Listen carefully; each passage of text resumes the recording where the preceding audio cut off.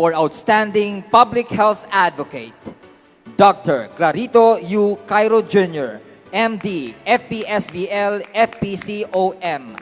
Dr. Clarito U. Cairo Jr. is a medical specialist too and OIC Division Chief of the Environmental and Occupational Health Division at the Disease Prevention and Control Bureau of the Department of Health. He has been with the DOH since 2012, where he headed the Cancer Control and Prevention Program.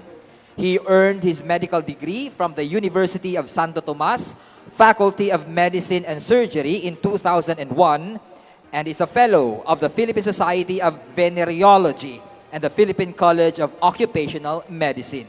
Once again, Dr. Clarito U. Cairo Jr. Yes, thank you very much. Good afternoon po sa inyong lahat. Taos puso ko nagpapasalamat sa Public Attorney's Office under Chief Persida Rueda Acosta. Noong 2017-2018, yun po yung naging defining moment ng masasabi kong ikigay ko. Okay, may choice po ako doon na magte-testify ba ako sa Dingvaxia o hindi. So kung hindi ako magte-testify at that time, siyempre wala hong sabi nating magpo-produce ng ibang documentary evidence. Pero ang choice ko at that time is to testify laban sa, yun nga, kung sino yung mga nasa likod ng Dingvaxia. So naging witness po ako at that time, 2018. Hanggang ngayon, hindi pa rin po tapos.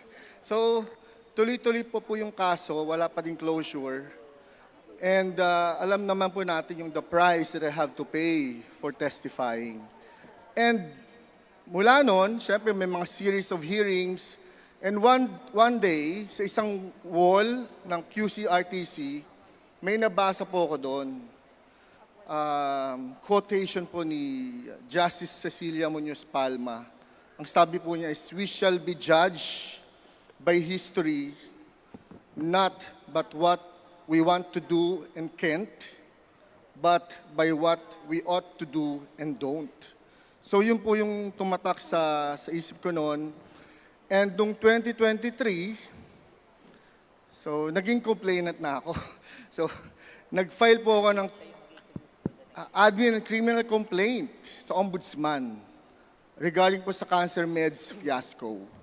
So, until now, nasa Supreme Court, petition for certiorari dahil sa naging decision ng Ombudsman. So, yung ikigay ko, di ba, from witness to complainant, so utang ko po lahat yan sa, of course, sa PAO, under Chief Persida Rueda Acosta. And muli, mabuhay po kayong lahat dahil pinagtatanggol niyo po ang ating underserved, the marginalized, and saludo po ko. Thank you po. Once again, congratulations to our outstanding public health advocate.